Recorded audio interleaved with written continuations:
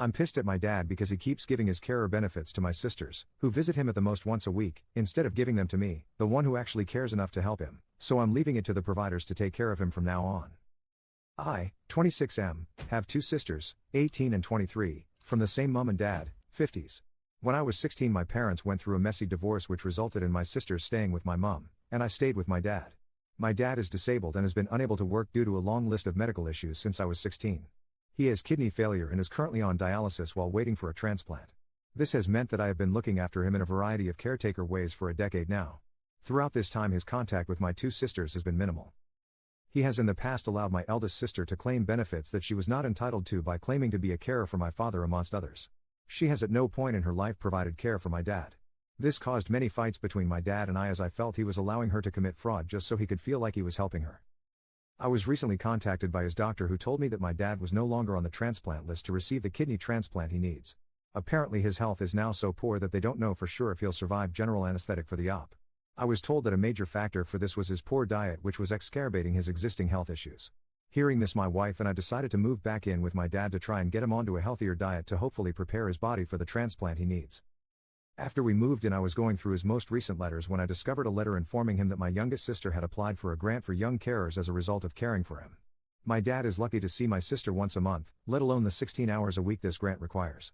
I confronted him and he said he was just trying to help her out in any way he could. This again led to a massive fight as currently me and my wife are the only family members supporting him. My sisters do nothing for him. They are both adults and yet neither has lifted a single finger once to help him. And yet, here he is again essentially committing fraud to help them out. We can't help but feel taken for granted and simply unappreciated. We do everything we possibly can for him, sacrifice our time, energy and money to ensure he has a more comfortable life, but time and again he chooses to focus his energy on helping my sisters cheat their way to funds and benefits they don't deserve. He's never once asked them to help him, so the burden of responsibility for his care rests entirely on our shoulders, despite the fact that of the three siblings I am the only one not currently receiving any benefit related to his care. We are now at the point where we are considering pulling all our support, financial and physical, and leaving his care entirely to the two women who are actually benefiting from providing it. Am I a jerk for withdrawing support from my father? Update, 4 years later. I remember this post as my dad's birthday recently passed and thought I might as well give an update, even though no one asked. In January 2023, my father passed away from complete kidney failure. It wasn't a surprise to me, his health had been in decline, and a transplant wasn't going to happen.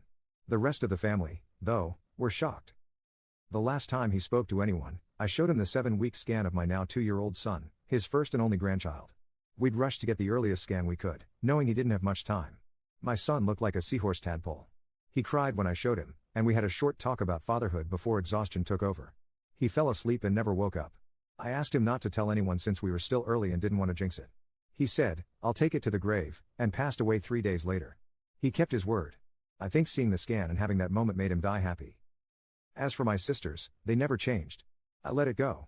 I knew I couldn't change my dad and he was on borrowed time. For his birthday that year, we rented a canal boat since he'd always wanted one. He crashed it almost immediately.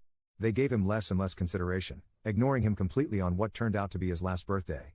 No visit, no call, not even a text. He was devastated and reduced contact with them, though he never stopped helping them financially. When they found out he was dying, they rushed to his side and stayed until he passed. But like before, it was too little, too late. He was already unconscious. They hadn't shown urgency when he was first admitted, only showing up when I told them he had chosen to end life support. I'd been told the day he was admitted, over 2 weeks earlier, that he might not survive. I believed it. I'd seen him in these situations before, and this time felt different. The rest of the family still thought he would recover and didn't treat him as a priority. Eventually, my dad asked me if he was dying. Everyone else had been giving him false hope, mostly for themselves, so I had to tell him, "Yes, you're going to die soon." That was not an easy conversation. He passed surrounded by family who barely gave him their time when he was alive. My sisters definitely regret how they treated him, but it's too late. We were civil at the funeral but haven't spoken since. I scattered my share of his ashes at the end of the canal he never got to see. My sisters turned theirs into jewelry. I miss him every day, especially as his grandson looks so much like him. It's a shame things never got resolved with his daughters while he was alive, but I think he died a happy man, and that's enough for me.